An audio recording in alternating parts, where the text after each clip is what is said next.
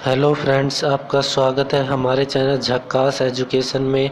और आज हम रीट लेवल सेकंड के प्रीवियस एग्ज़ाम का पेपर यानी 2017-18 के एग्ज़ाम का पेपर लेके आए हैं, जो कि फरवरी में हुआ था। जो रीट लेवल सेकंड के मैथ के पेपर का सॉल्यूशन करेंगे, और सॉल्यूशन बहुत ही इजी वे में तथा कॉन्सेप्ट और ट्रिक के साथ करेंगे। तो बिना कोई देरी करते हुए हम अपना पहला क्वेश्चन पर चलते हैं। देखो पहला क्वेश्चन क्या है। यदि दो घनों के आयतनों का अनुपात 27:64 है तो उनके पृष्ठों के क्षेत्रफलों का अनुपात ज्ञात करना है। ठीक है, तो उनके पृष्ठों के क्षेत्रफलों का अनुपात ज्ञात करना। अब देखो घन के लिए देखो क्या चीज़ होती है। जो घन होता है ये एक घन होता है। ठीक है, ये क्या है, एक घन है। और घन के जो आयतन होता है, वॉल्यूम होता है, उसका फॉर्मूला क्या होता है, ए क्यूब। ए यहाँ पर क्या है, साइड। ठीक है, साइड का क्या हो जाएगा, क्यूब हो जाएगा। अब देखो यहाँ पर देखो दोनों के वॉल्यूम दे रखा है, तो क्या हो जाएगा। ठीक है, यहाँ से क्या हो जाएगा, देखो वॉल्यूम 1 अनुपात वॉल्यूम 2 दे रखा है। वॉल्यूम 1 का अनुपात दे रखा है 27 अनुपात वॉल्यूम 2 का 64। ठीक है, अब ये दोनों क्या है, A1 की क्यूब अनुपात A2 की क्यूब, यानी भुजा की क्यूब है। ठीक है, 27 और 64। तो 27 किसकी क्यूब होती है, इसका घनमूल लेंगे 27 का, तो कितना आ जाएगा, 3 अनुपात यहाँ से 4 आ जाएगा। ठीक है, और हम जानते हैं जो पृष्ठीय क्षेत्रफल होता है घन का, वो कितना होता है, 6 × A² होता है। ठीक है, तो यहाँ से देखो पहले में क्या आ जाएगा। अब देखो यहाँ से जब इनका पृष्ठीय क्षेत्रफल निकालेंगे तो यहाँ से कितना आ जाएगा, 3 × 9, तो 6 × 9, और यहाँ से कितना आ जाएगा, 4 × 4 = 16, तो 6 × 16। ठीक है, 6 × क्या आ जाएगा, 6 × 16 आ जाएगा। अब देखो 6 से 6 कैंसिल हो जाएगा, और क्या हमारे पास जो अनुपात आ जाएगा वो क्या आ जाएगा, 9:16। 9:16, तो कौन सा हो जाएगा, ऑप्शन नंबर सी हमारा क्या हो जाएगा, करेक्ट आंसर हो जाएगा। अब अगले क्वेश्चन पे चलते हैं।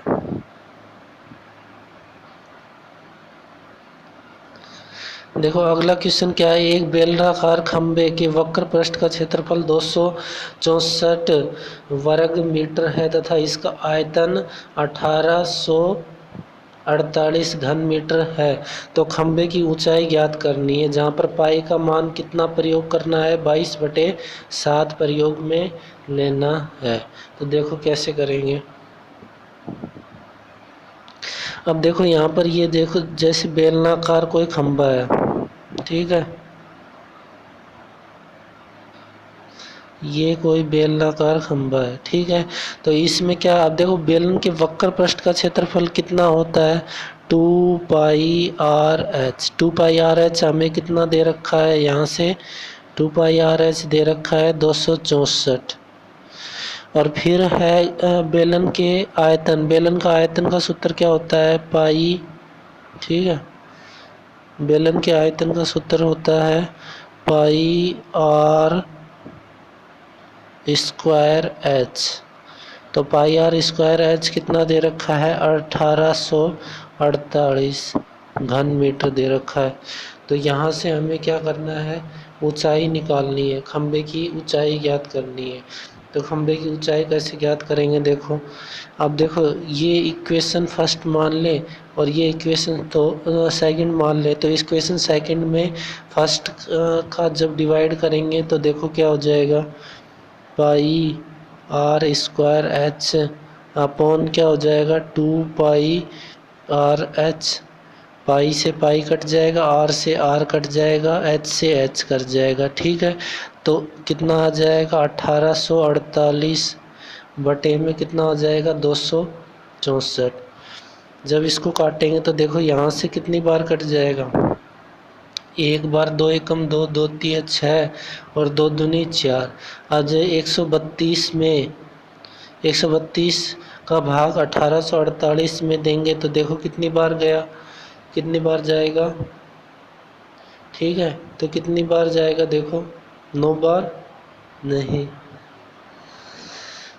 तो कितनी बार जाएगा, 9, 9 दूनी 18, असल पाई 1, 9 तिया 27, ठीक है, असल पाई 2, ठीक है, 9 बार नहीं जाएगा। इसको वैसे ही काट के देख लेते हैं, 4 एकम 4 से कट जाएगा, हाँ कट जाएगा, तो 4 एकम 4, 4 तिया 12 और 4 तिया 12, ठीक है, 33 बार कट गया। यहाँ से 4 से काटेंगे तो 4 चौक 16, असल पाई 2, 4 छक्का 24 और 4 दूनी 8। अब 11 से काटेंगे तो देखो 11 तिया 33, 11 चौक 44, ठीक है, 11 चौक 44 और यहाँ से कितना हो जाएगा, 11 चौक 44, 2 और 11 दूनी 22, ठीक है। फिर 3 से काटेंगे तो कितनी बार कट जाएगा, 3 एकम 3, 3 चौक 12, ठीक है, तो कितनी बार कट जाएगा, यहाँ से कितनी बार कट जाएगा, 14 बार। तो हमें क्या पता चल गई, जो हमारी आर है वो कितनी आ गई, 14 आ गई। तो आर का मान यहाँ पर रख देंगे तो हमारा क्या आ जाएगा, ठीक है, तो हमारी ऊंचाई आ जाएगी। तो आर हमारी कितनी आ गई, 14, तो मान रख देते हैं, मैं इसको यहाँ से हटा रहा हूँ। देखो आर का मान क्या रख देंगे, 14 रख देंगे। ये तो समझ में आ गया ना कि बेलन के वक्र पृष्ठ का क्षेत्रफल तो 2 पाई आर एच होता है, 2 पाई आर एच को 264 और पाई आर स्क्वायर एच, ये दोनों की इक्वेशन मान लिया। तो आयतन में पृष्ठीय क्षेत्रफल का भाग दे दिया तो हमें त्रिज्या मिल गई, त्रिज्या कितनी मिल गई, आर बराबर कितनी मिल गई, 14 मिल गई। तो यहाँ से मैं हटा देता हूँ, तो आर बराबर कितना मिल गया, 14 मिल गया। और हमारे पास 2 पाई आर एच कितना है, 264। तो यहाँ पर मान रखेंगे, पाई का मान 22/7 रखने को कहा है, 14, और एच हमें ज्ञात करना है, इक्वल टू कितना हो जाएगा, 264। अब देखो काट के देखते हैं, 11 से काटते हैं, 11 दूनी 22, 11 दूनी 22 और 11 चौक 44, 4 से 6 बार, और यहाँ से कितनी बार कट जाएगा, अब देखो 2 तिया 6, 2 सत्ती, ठीक है, 2 तिया 6 और 2 सत्ती 14, 7 से 7 कट जाएगा। तो एच बराबर कितना आ जाएगा, 3 मीटर हमारा क्या हो जाएगा, करेक्ट आंसर हो जाएगा, जो कि हमारा क्या है, ऑप्शन नंबर बी हमारा क्या हो जाएगा, करेक्ट आंसर हो जाएगा। अब अगले क्वेश्चन पे चलते हैं।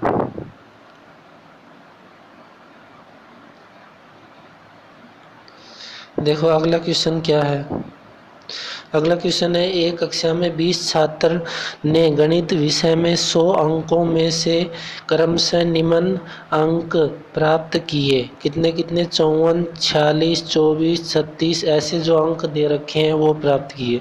तो उपर्युक्त को वर्गीकृत बारंबारता की श्रेणी सारणी होगी बारंबारता। अब देखो 0 से 20 के बीच में कितने कितने नंबर आ रहे हैं, 0 से 20 के बीच में, तो एक तो आएगा 16, ठीक है, दूसरा देखो 16 2 बार आ गया, और 6 आएगा, 3 3 3 और 8 कितना आ गया, 4। अब देखो और कुछ बचा है क्या, और कुछ बचा है क्या, 0 से 20 के बीच में, ठीक है, तो 0 से 20 के बीच में हमारे पास कितने आ गए, 4 आ गए, ठीक है। अगला ट्राई करेंगे, ठीक है, अगला ट्राई करेंगे ब्लू से ट्राई करेंगे अगला। तो ब्लू से ट्राई करेंगे तो देखो यहाँ से क्या करेंगे, देखो अगला हमें क्या कह रखा है, 20 से 40 के बीच में, ठीक है, तो 20 से ऊपर होना चाहिए और 40 से कम। तो एक तो 24 है, 1, ठीक है, 1 आ गया, ठीक है, और इसके अलावा 24 के अलावा कितना आ गया, एक 32 आ गया, ठीक है, 32 के अलावा 28 आ गया, ठीक है। और इसमें देखो, इसमें कितने चार गिने थे ना हमने, कितने गिने थे? तो यहाँ से कितने आ गए? 1 2 3, 1 2 3 और 4, 30 कितना आ गया? और 30 है वो कितना आ जाएगा? 4 आ जाएगा, ठीक है। तो यहाँ से कितना हो जाएगा? देखो, इस सारे को मैं हटा ही देता हूँ, ठीक है।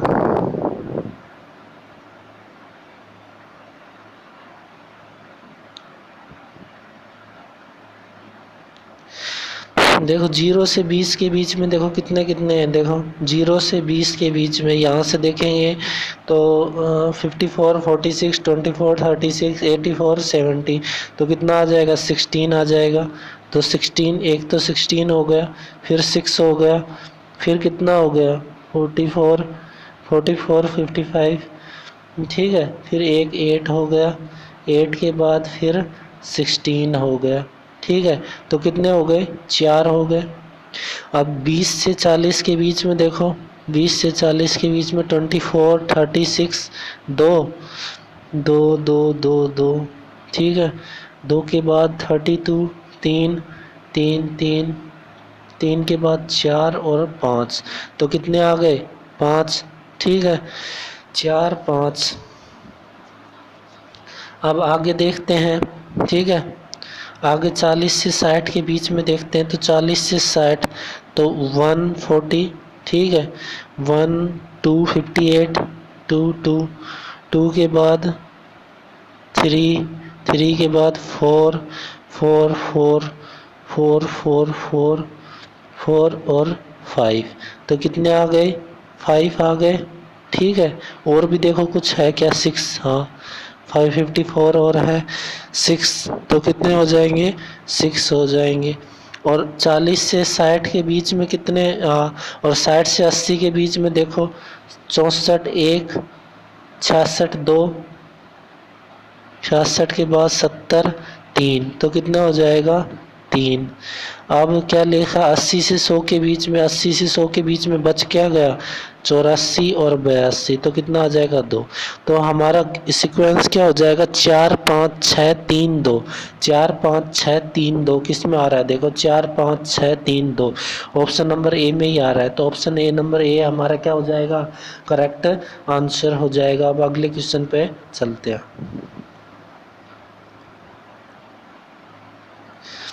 ठीक है फ्रेंड्स। अगले क्वेश्चन पे चलते हैं। अगला क्वेश्चन देखो, देखो क्या दे रखा है। सीमा द्वारा कक्षा 6 की परीक्षा में हिंदी, अंग्रेजी, गणित व विज्ञान के विषयों में प्राप्त किए गए अंकों का विवरण नीचे दिए गए लेखा चित्र में दिया गया है।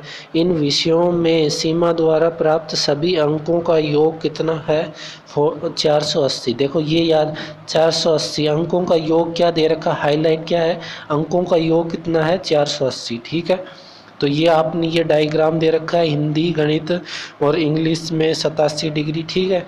तो हमें क्या करना है? इसको फाइंड करना है, इसका आंसर क्या होगा। तो नीचे जो क्वेश्चन दे रखे हैं उसके अकॉर्डिंग करना है। देखो नीचे क्वेश्चन दे रखे हैं, देखो ये दे रहा। अब इसमें बताना है कि सीमा ने गणित में कितने अंक प्राप्त किए, ठीक है। तो गणित में जो अंक प्राप्त किए, गणित में जो गणित का जो डिग्री, अब देखो एक वर्त में बनने वाले टोटल कोणों का योग कितना होता है? 360 डिग्री होता है, ठीक है। 360 डिग्री। अब गणित कितना है? 360 डिग्री में 93 डिग्री है, ठीक है। टोटल नीचे लिखते हैं, तो टोटल में से ही तो है 93 डिग्री, ठीक है। और टोटल अंक हमारे कितने थे? 480, ठीक है। या पहले इसको सोल्व कर लो। यहाँ से क्या आता है? देखो 3 3 9, 3 एकम 3, यहाँ से 3 3 एकम 3, 3 दूनी 6 और 0, ठीक है। तो क्या आता है? 31 इंटू 120। अब इसको 480 से जब गुणा करेंगे तो कितना आ जाएगा, 0 एकम 0, 12 चौक 48। जब 4 का 31 का जब 4 से मल्टीप्लाई करेंगे तो कितना आ जाएगा, 4 एकम 4, 4 तिया 12, तो कितना आ जाएगा 124। देखो 124 क्या है, कहाँ है, ऑप्शन नंबर डी हमारा क्या हो जाएगा, करेक्ट आंसर हो जाएगा। ठीक है, अब अगले क्वेश्चन पे चलते हैं। देखो अगला क्वेश्चन क्या है, अगला क्वेश्चन है सीमा ने हिंदी में अंग्रेजी की तुलना में कितने अंक प्राप्त किए। अब देखो अलग अलग डिग्री नहीं निकालेंगे, यहाँ ही डिग्री का अंतर कर लेंगे कि हिंदी और इंग्लिश के अंतर कितना है। हिंदी का 108 डिग्री है और इंग्लिश का कितना है, 32 डिग्री। तो इनके मध्य अंतर कितना है, 36 डिग्री का है। 36 डिग्री का अंतर है ना, तो क्या है 36 डिग्री है। वो कितने हैं, टोटल 360 डिग्री में से, और टोटल अंक कितने हैं 480। यहाँ से ये काटेंगे तो कितनी बार, 10 बार। यहाँ से ये काटेंगे तो अंतर कितना आ जाएगा, ऑप्शन नंबर बी कितना आ जाएगा, 48 हमारा क्या हो जाएगा, करेक्ट आंसर हो जाएगा। ठीक है फ्रेंड्स, अब अगले क्वेश्चन पर चलते हैं। इनका जो अंतर आया था वो कितना आया था हमारे पास, 36। अब अगले क्वेश्चन पे चलते हैं। अब देखो ये क्वेश्चन है, क्या है, निम्नलिखित में से कक्षा में गणित शिक्षण उद्देश्यों को सटीक विशेषता सटीक विशेषता नहीं है। ठीक है, तो इस क्वेश्चन में क्या है, विवाद हो गया था। इस क्वेश्चन में बोनस अंक दिया गया था। ठीक है, तो ये क्वेश्चन में बोनस अंक मिला था। ठीक है,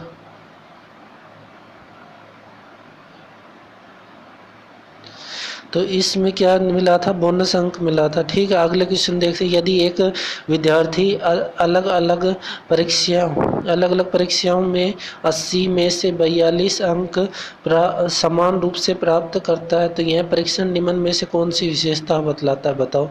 अब देखो वस्तुनिष्ठ, ठीक है, क्या कह रहा है, एक विद्यार्थी अलग अलग परीक्षाओं में गणित के परीक्षण में 80 में से 42 अंक समान रूप से प्राप्त करता है। ठीक है, तो असमान रूप से अंक कब प्राप्त करेगा, जब वस्तुनिष्ठता होगी। वस्तुनिष्ठता क्या होती है, जैसे जो ये हमारा एग्जाम लिया जा रहा है इस तरह से ऑप्शन देके उसमें से चयन करना। ठीक है, तो ऑप्शन देखिए उसमें से अगर सही ऑप्शन टिक किया है तो आपने पूरा नंबर मिलेगा। अगर गलत ऑप्शन टिक किया है तो कम नंबर मिलेगा। अपनी बोर्ड की परीक्षा की तरह कोई ना है कि आपने क्वेश्चन लिख दिया तो कि आपको क्वेश्चन के अकॉर्डिंग उसकी व्याख्या लिख दी तो उसके अकॉर्डिंग किसी को नंबर ज़्यादा ले दिए, किसी को कम दे दिए। तो यहाँ से क्या होता है कि जो 80 में से 42 अंक प्रत्येक बार ला रहा है तो वो क्या होगा, वस्तुनिष्ठता होगी उसमें। ठीक है, अगले क्वेश्चन पे चलते हैं। अगला क्वेश्चन क्या है, निम्नलिखित में से वस्तुनिष्ठता के प्रकार की सीमा है। अनुमान लगाना, निर्माण में कठिनाई, जटिल प्रक्रियाओं को न माप सकना, उपयोग सभी। तो टोटल क्या हो जाएगा, उपयोग सभी। ऑप्शन नंबर डी हमारा करेक्ट आंसर हो जाएगा। अगला, निम्नलिखित में कौन सी शिक्षण औपचारिकता कक्षा व्यवस्था में प्रयोग करना कठिन है। ठीक है, तो कौन सी शिक्षण व्यवस्था होगी, परियोजना। ठीक है, अगला क्वेश्चन क्या है, निम्नलिखित में से गणित की भाषा है। देखो सांकेतिक, राष्ट्रिक, जटिल, वैदिक। तो कौन सी है, सांकेतिक है, ऑप्शन नंबर ए। अगले क्वेश्चन पे चलते हैं।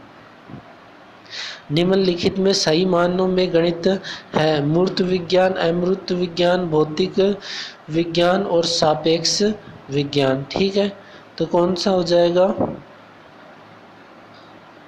ठीक है, तो यहाँ से कौन सा हो जाएगा, मूर्त विज्ञान हमारा करेक्ट आंसर हो जाएगा। अगला क्वेश्चन है, गणित की तार्किकता की विशेषता निम्नलिखित में से पाई जाती है। शुद्धता, परिणाम की निश्चितता, मौलिकता, विषय निष्ठता। गणित की तार्किकता की विशेषता, तो परिणाम की निश्चितता। अब देखो कोई भी क्वेश्चन को सोल्व करेंगे तो आंसर तो सेम आए, चाहे विधि कोई सी लगाओ, तो उसका क्या विशेषता क्या हो जाएगी, परिणाम की निश्चितता, यानी परिणाम निश्चित ही जो है वो ही आएगा। ठीक है, सभी का परिणाम। निम्नलिखित में से विद्यालय में विद्यार्थियों के लिए गणित की मौखिक कार्य की सर्वाधिक महत्वपूर्ण विशेषता है। ये मानसिक प्रक्रियाओं को विकास करता है, ये समय बचाती है, पेपर पेंसिल की आवश्यकता नहीं है, या मौखिक रूप से प्रश्नों को हल योग्य बनाती है। ठीक है, तो इसका करेक्ट आंसर क्या हो जाएगा, ये मानसिक प्रक्रियाओं का विकास करती है। ठीक है, मौखिक अगर कुछ पूछेंगे तो बच्चे में सोचने व समझने की क्षमता बढ़ेगी, तो ये किसके कारण बढ़ेगी, मानसिक प्रक्रियाओं का विकास करती है मौखिक कार्य। ठीक है, अगले क्वेश्चन पर चलते हैं।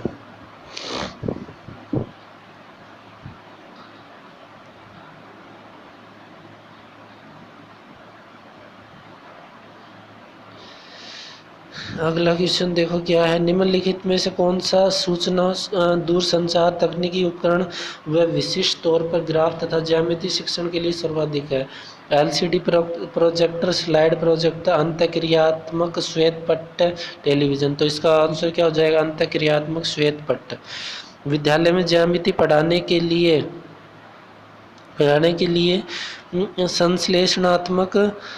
संश्लेषणात्मक प्रयोग में निम्नलिखित में निम्नांकित के पश्चात किया जाना चाहिए। आगमन, संश्लेषण, विश्लेषण और निगमन। तो क्या आ जाएगा, विश्लेषण हमारा करेक्ट।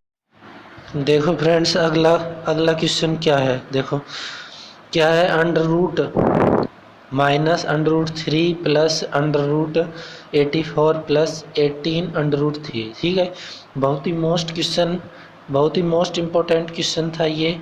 ठीक है, काफ़ी बच्चों को इस क्वेश्चन में दिक्कतें आई थी। अब देखो इस क्वेश्चन को कैसे करेंगे।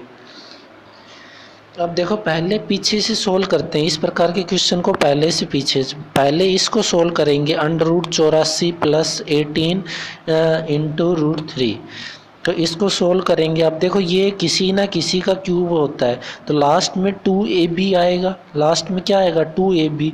तो इसमें 2 से डिवाइड करके देखेंगे 18√3। ठीक है, देखो फॉर्मूला होता है a + b² + 2ab। ठीक है, यही तो होता है a + b² का फॉर्मूला।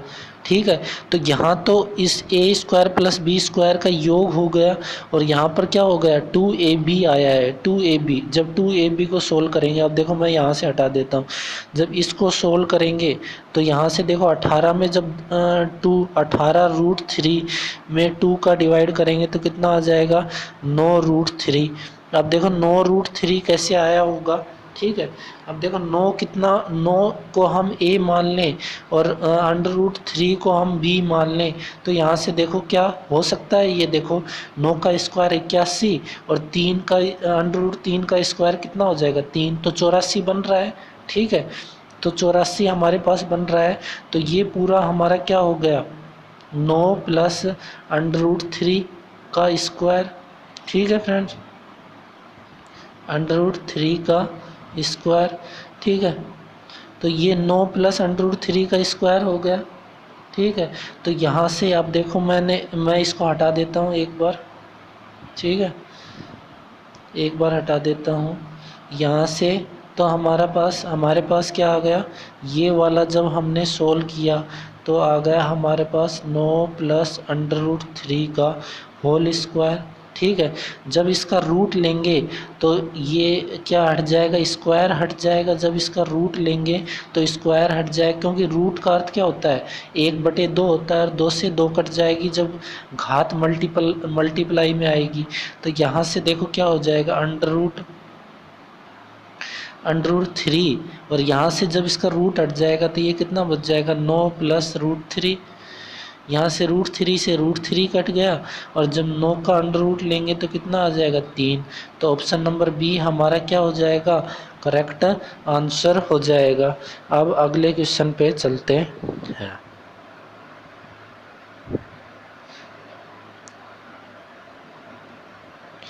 अब देखो ये क्वेश्चन कैसे होगा।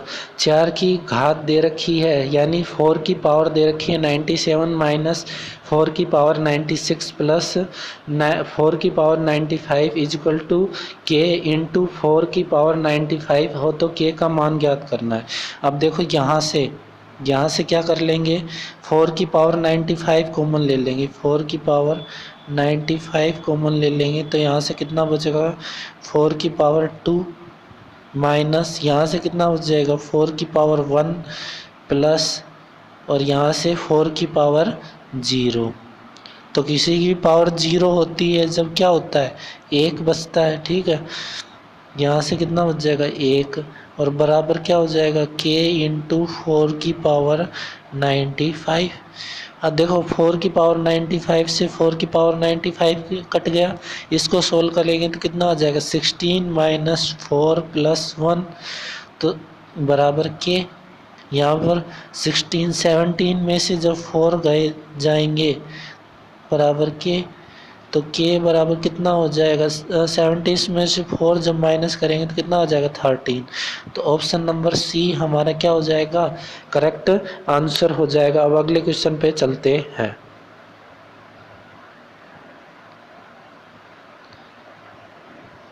ठीक है, अगला क्वेश्चन क्या है 5a square plus 15a minus 6b minus 2ab।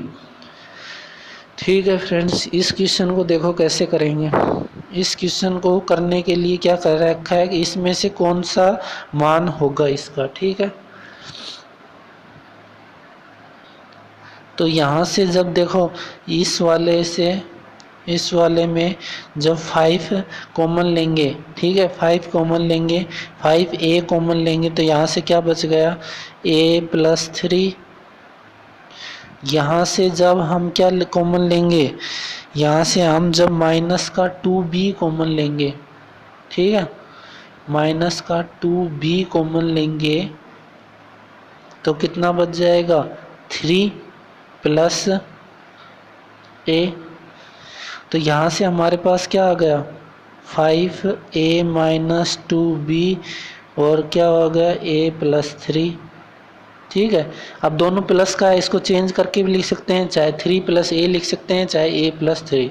तो ये देखो कौन से ऑप्शन में है 5a माइनस 2b और प्लस a3। तो क्या हो जाएगा ऑप्शन नंबर डी हमारा क्या हो जाएगा करेक्ट आंसर हो जाएगा। अब अगले क्वेश्चन पे चलते हैं। देखो अगला क्वेश्चन देखो कैसे होगा 1 अपॉन अंडर रूट 8 अपॉन 1000 की क्या है होल क्यूब है प्लस, ठीक है, वर्गमूल है, होल क्यूब नहीं है, तो क्या है ये घनमूल है, घनमूल प्लस घनमूल है 192/3 का। अब देखो इसको कैसे सोल्व करेंगे। देखो 1 अपॉन जब 8 का घनमूल लेंगे तो कितना आ जाएगा 2, अब और 1000 का घनमूल लेंगे तो कितना आ जाएगा 10 और प्लस में, ठीक है, तो कितना आ जाएगा 192/3 है। अब देखो 192/3 का तो कोई घनमूल नहीं होता है, तो इसमें हमें एक दिमाग लगाना है, इसको क्यों ना इसको 3 से डिवाइड कर लें, तो 3 से डिवाइड कर लेंगे, 3 से 18, ठीक है, 3 से 18 और 3 चौक 12, 64 किसका घनमूल हो जाएगा 4 का। तो यहाँ से जब सोल्व करेंगे तो कितना हो जाएगा 10/2 प्लस 4, 2 एकम 2, 2 पंचो 10 और 5 और 4 को जब जोड़ेंगे तो कितना आ जाएगा 9। तो ऑप्शन नंबर ए हमारा क्या हो जाएगा करेक्ट आंसर हो जाएगा। अब अगले क्वेश्चन पे चलते हैं।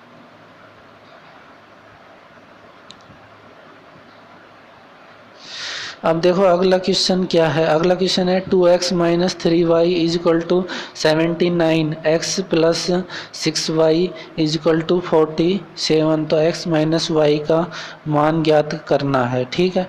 तो देखो यहाँ पर 2x है और यहाँ पर x है, तो इसको 2 से मल्टीप्लाई कर लेंगे, ठीक है, y का मान निकालने के लिए। तो इस वाले को जो 2 से मल्टीप्लाई करेंगे, ठीक है, ×2 तो कितना आ जाएगा 2x plus 12y is equal to कितना आ जाएगा 7 दूनी 14, 4 दूनी 8 और 1 9, 94। और यहाँ से कितना आ जाएगा 2x minus 3y is equal to कितना आ जाएगा 79। यहाँ से देखो ये कट जाएगा, माइनस घटाएंगे जब, ठीक है, तो यहाँ से कितना आ जाएगा 15y। और जब इसमें से घटाएंगे तो यहाँ से कितना आ जाएगा, देखो 80 21 और नहीं कितना हो जाएगा 90, हाँ तो कितना आ जाएगा 80, ठीक है, 11 और 15, ठीक है। तो y बराबर हमारे पास कितना आ गया 1 आ गया। अब 1 इसमें मान रख देंगे, ठीक है, कौन से वाले में, चाहे ऊपर वाले में रख दो चाहे नीचे वाले में रख दो। तो y की जगह जब मान रखेंगे तो यहाँ से कितना आ जाएगा 2x minus 3 is equal to 79, ठीक है। अब 3 उस तरफ जाएगा तो कितना हो जाएगा 82 हो जाएगा। तो 2x बराबर 82 और x बराबर कितना हो जाएगा 41 हो जाएगा। x बराबर जो 41 हो जाएगा तो 41 में से माइनस 1 घटाएंगे, ठीक है, जो 41 में से 1 घटाएंगे तो कितना आ जाएगा 40 हमारा करेक्ट है। तो ऑप्शन नंबर ए हमारा क्या हो जाएगा करेक्ट आंसर हो जाएगा। अब अगले क्वेश्चन पे चलते हैं। देखो अगला क्वेश्चन कैसे होगा। अगला क्वेश्चन देखो 3x प्लस 5 का स्क्वायर माइनस 60x किसके बराबर है, ठीक है। तो इसको सोल्व कर लेंगे, ठीक है। तो सोल्व करेंगे तो यहाँ से a प्लस बी के होल स्क्वायर से तो कितना हो जाएगा 9x स्क्वायर प्लस यहाँ से हो जाएगा 25, ठीक है, 5 का स्क्वायर 25 और प्लस 5 दिया 15 और 2 30, 30x इज इक्वल टू कितना हो जाएगा 60x। तो यहाँ से कितना हो जाएगा 9x स्क्वायर प्लस 25 और माइनस 30x, ठीक है। तो ये किसका फॉर्मूला बन जाएगा, देखो अब यहाँ से किसका फॉर्मूला बन जाएगा ये, तो ये बन जाएगा 3x माइनस 5 का फॉर्मूला बन जाएगा, ठीक है। किसका फॉर्मूला बन जाएगा ये 3x माइनस 5 का होल स्क्वायर का फॉर्मूला। तो क्या आ जाएगा ऑप्शन नंबर बी हमारा क्या जाएगा। ये देखो माइनस 30 क्या कैसे आया, माइनस 60x में प्लस के 30x घटाए तो कितना आ जाएगा माइनस 30x आ जाए। तो ऑप्शन नंबर बी हमारा करेक्ट आंसर हो जाएगा। अब अगले क्वेश्चन पे चलते हैं। अब देखो 80 का कितना प्रतिशत 80 है, तो 80 का देखो कितना प्रतिशत 80 है, तो 80 का हम मान लेते हैं x प्रतिशत, ठीक है, कितना है 80 है, ठीक है। 80 का कितना प्रतिशत 80 है, ठीक है, 80 से 80 कट गया तो x का मान कितना आ गया 100।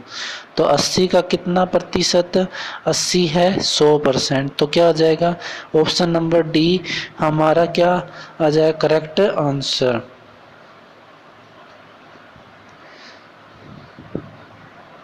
अगले क्वेश्चन पे चलते हैं। देखो अगला क्वेश्चन है, एक टेलीविज़न विक्रेता ने 9,600 की दर पर 2 टेलीविज़न बेचे, उनमें से एक टेलीविज़न 20% लाभ व 20% हानि हुई, तो इस सौदे में लाभ व प्रतिशत व हानि प्रतिशत बताना है, ठीक है।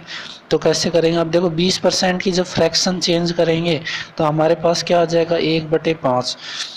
तो पहली टेलीविज़न बेच रहा है जब उसको 5 से 6 का लाभ हो रहा है, दूसरा बेच रहा है तो 5 से 4। अब देखो लाभ होता है जब ऊपर वाला जुड़ जाता है और हानि होती है तो घट जाता है। तो टोटल कितना हो गया 25, ठीक है। ये तो हमारा क्या है सीपी और ये हमारा एसपी। तो 25 की वस्तु अगर 24 रेशियो, ठीक है, ये रेशियो है 24 रेशियो की वस्तु 25 रेशियो। अब देखो परसेंटेज से रेशियो में कोई फर्क नहीं पड़ता है, ठीक है। तो यहाँ से कितना आ जाएगा 1/25, ठीक है। तो क्या हो जाता है लाभ होगा ना 25, नहीं हानि होगी ना, 25 की वस्तु को 24 में बेचेगा तो कितनी होगी 1 की हानि होगी 25 पे और गुणा में 100, तो 25 चौक 100, तो कितना आ जाएगा 4% की हानि होगी। ऑप्शन नंबर सी हमारा करेक्ट आंसर हो जाएगा। अब अगले क्वेश्चन पे चलते हैं।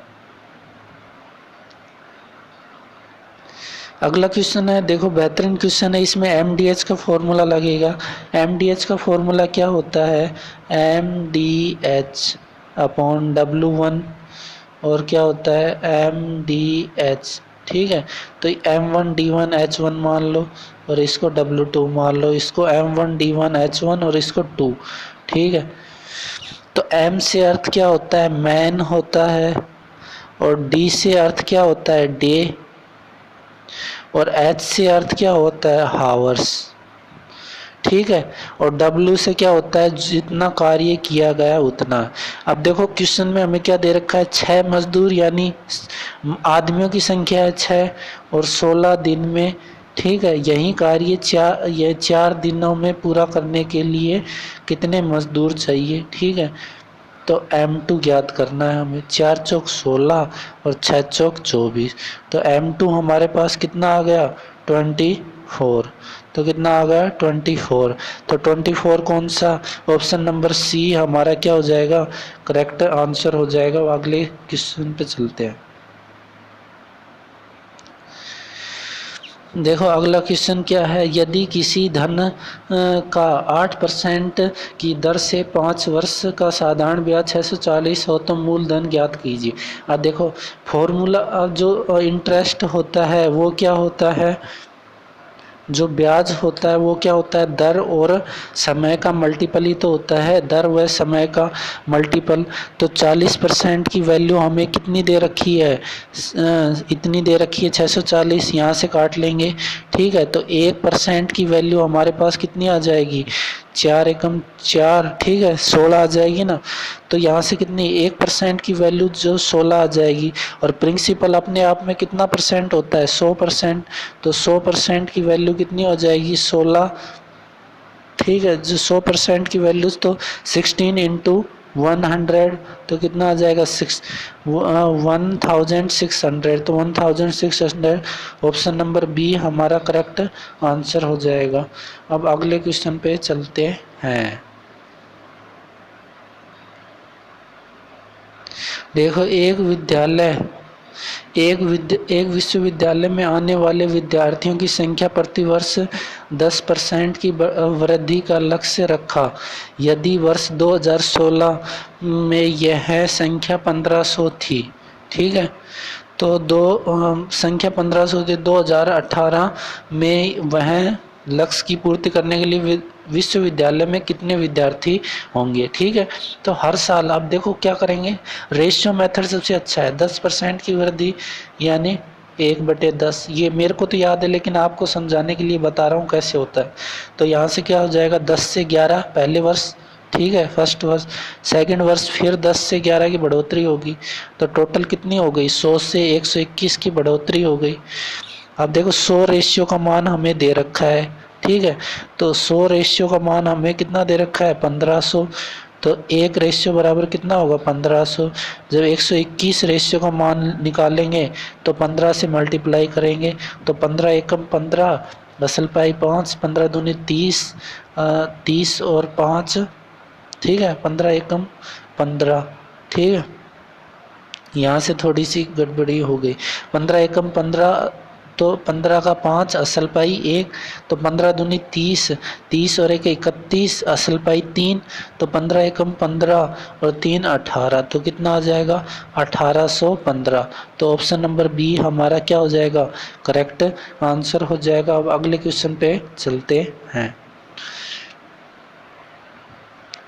अब देखो इसमें बताना है कौन सा प्रतिबंध लागू होगा, इस त्रिभुज में सर्वांग संगता का कौन सा प्रतिबंध लागू होगा। अब देखो यहाँ पर क्या दे रखा है, एंगल बी किसके बराबर दे रखा है, एंगल सी के बराबर, ठीक है।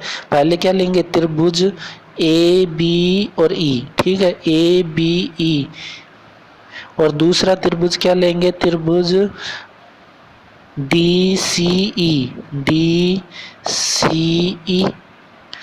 तो यहाँ से कौन बी, एंगल बी किसके बराबर हो जाए, एंगल सी, और एंगल ई, देखो ये दोनों कौन बराबर है, तो एंगल ई बराबर एंगल ई, ठीक है। शीर्ष अभिमुख कौन है, तो यहाँ से एंगल ई बराबर ई हो जाएगा, और ठीक है, और यहाँ से एंगल ई बराबर एंगल ई हो जाएगा। और देखो भुजा बी ई, ठीक है, भुजा कितनी दे रखी है, भुजा बी ई किसके बराबर हो जाएगी, देखो भुजा बी ई 3 सेमी दे रखी है और यहाँ से भुजा ई सी भी 3 सेमी, तो बी ई बराबर ई सी, ठीक है। तो दो एंगल बराबर हो गए और एक भुजा बराबर हो गई। तो देखो कौन सा है, भुजा भुजा भुजा नहीं होगा, समकोण करण भुजा नहीं होगा, भुजा कोण भुजा, ठीक है। इसमें दो भुजा दे रखी हैं, तो कोण भुजा और भुजा, ठीक है। तो कोण भुजा और कोण का नियम, तो ये हमारा ऑप्शन नंबर डी हमारा क्या हो जाएगा, करेक्ट आंसर हो जाएगा। अब अगले क्वेश्चन पे चलते हैं। देखो नीचे दिए गए चित्र में समपूरक कोणों का सही युग्म है। असमान समपूरक कोणों का सही युग्म बताना है, ठीक है, जो समान नहीं होना चाहिए। देखो जो समान कैसे नहीं होना चाहिए, जैसे ऐसे नहीं होना चाहिए। समान का अर्थ मतलब ये वाला और ये वाला नहीं होना चाहिए, ऐसे बराबर में नहीं होना चाहिए, ठीक है। तो यहाँ से जब देखेंगे हम तो कैसे, देखो कैसे होगा ये समपूरक कोण क्या होता है। अब देखो किन्हीं भी दो कोणों का योग 180 डिग्री होता है तो वो कोण अपने आप में आपस में क्या होते हैं, समपूरक कोण। अब देखो कोण डी एफ ई ये वाला, ठीक है, और ई एफ ए, ठीक है, ई एफ ए, ठीक है। अब हम पता है सरल रेखा पर बनने वाला कोण कितना 180 डिग्री, और ये दोनों समान भी नहीं है, तो ये आइडेंटिटी तो हमारी सेटिस्फाई हो रही है। अब अगली आइडेंटिटी को देख लेते हैं, एंगल ए एफ बी, ठीक है। यहाँ से ये तो सेटिस्फाई हो गई। अब देखो एंगल ए एफ बी कौन सा है, एंगल ए एफ बी ये वाला, और फिर है एंगल बी एफ डी ये वाला बी एफ डी। तो यहाँ भी हमें पता है सरल रेखा में बनने वाले कोण कितना होता है 180 डिग्री, और दोनों असमान है, तो हमारा option number A he correct हो जाएगा। बाकी को हमें चेक करने की जरूरत नहीं है, चेक करना चाहते हो तो चेक भी कर सकते हो। देखो यहाँ से कोण डी एफ ई, ठीक है, ये वाला कोण, और ए एफ बी, ठीक है। अब ये देखो दोनों बराबर आ गए ना, बराबर नहीं होना चाहिए, असमान होना चाहिए, ठीक है। ऐसे बाकी चेक कर लेंगे और ऑप्शन नंबर ए हमारा क्या हो जाएगा, करेक्ट आंसर हो जाएगा। अब अगले क्वेश्चन पे चलते हैं। एक समलंब चतुर्भुज की दो समांतर भुजाओं, ठीक है, दो समांतर भुजाओं 10 सेमी तथा 16 सेमी है। यदि समलंब चतुर्भुज का क्षेत्रफल 78 वर्ग सेमी हो तो उसकी ऊंचाई ज्ञात करनी है। अब देखो समलंब चतुर्भुज का जो क्या होता है, समलंब चतुर्भुज का जो क्षेत्रफल होता है वो क्या होता है 1/2, ठीक है। भुजाओं का योग, समांतर भुजाओं का योग, ठीक है, भुजाओं का सम, ठीक है, भुजाओं का सम इनटू हाइट, और ये कितना दे रखा है, इसका क्षेत्रफल हमें कितना दे रखा है 78, तो 78 इंटू भुजाओं का सम देखो कितना हो जाएगा 10 और 16 कितना हो जाएगा 26, ठीक है। यहाँ से 26 इंटू एच, यहाँ से काटेंगे तो कितनी बार कट जाएगा 13 बार कट जाएगा, ठीक है, ये बराबर में है 13 बार कट जाएगा। तो यहाँ से 13 छंगी कितना हो जाएगा 78, तो एच बराबर कितना हो जाएगा 6 सेमी हमारा करेक्ट। तो 6 सेमी क्या है, ऑप्शन नंबर सी हमारा करेक्ट आंसर हो जाएगा। अब अगले क्वेश्चन पे चलते हैं। देखो अगला क्वेश्चन क्या है, 56 सेमी व्यास वाले किसी वृत्त के आधे भाग की परिधि, ठीक है, आधे भाग की परिधि क्या होगी। तो 56 सेमी व्यास है, ठीक है। 2r का मान हमें 56 सेमी दे रखा है, तो r का मान कितना हो जाएगा 28।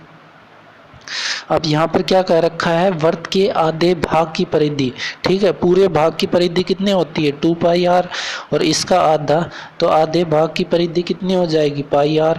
जब इसमें मान रखेंगे 22/7 इंटू 28, तो 7 चौक 28, और 22 को 4 से गुणा करेंगे तो कितना हो जाएगा 88 सेमी, ठीक है। 88 सेमी कौन सा है, ऑप्शन नंबर बी हमारा करेक्ट आंसर हो जाएगा। अब अगले क्वेश्चन पे चलते हैं।